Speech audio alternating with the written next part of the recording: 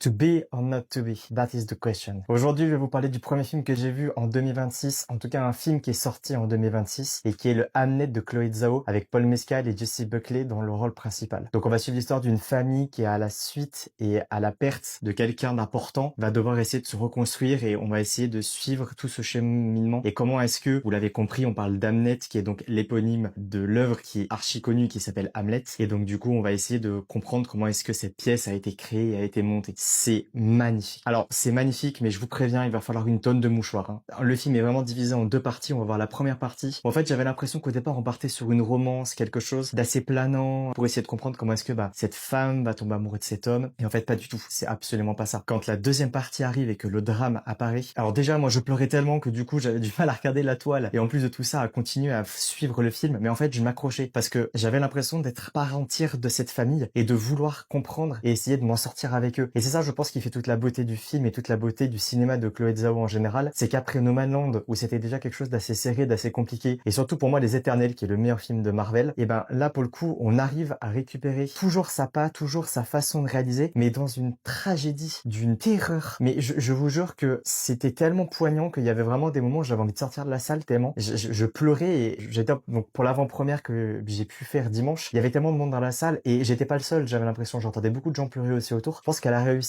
à attraper quelque chose dans beaucoup de gens qui fait que on s'est un peu tous retrouvés dedans. Et surtout les acteurs. Le gamin qui joue Hamlet, mais c'est une performance juste parfaite. Vraiment pour le coup, si on pouvait donner des prix à des enfants, mais ce serait à lui que reviendrait normalement le prix à 100 milliards de pourcents. Vraiment, mais c'est génial. Et juste après, je vais parler de la musique de Max Richter qui est sublime. Pareil, sur la première partie, on a des thèmes assez planants, assez beaux, mais qui restent toujours dans un truc léger. Et alors la deuxième partie, c'est tellement triste. Tout est tellement plus bas. Mais c'est pas un film que je ne vais pas vous recommander justement. Il sort mercredi, je vous recommande ultra chaudement d'y aller. Parce qu'il est vraiment important à voir en tout cas. Et notamment pour la prestation et la réalisation de Chloé Zhao. C'est sublime.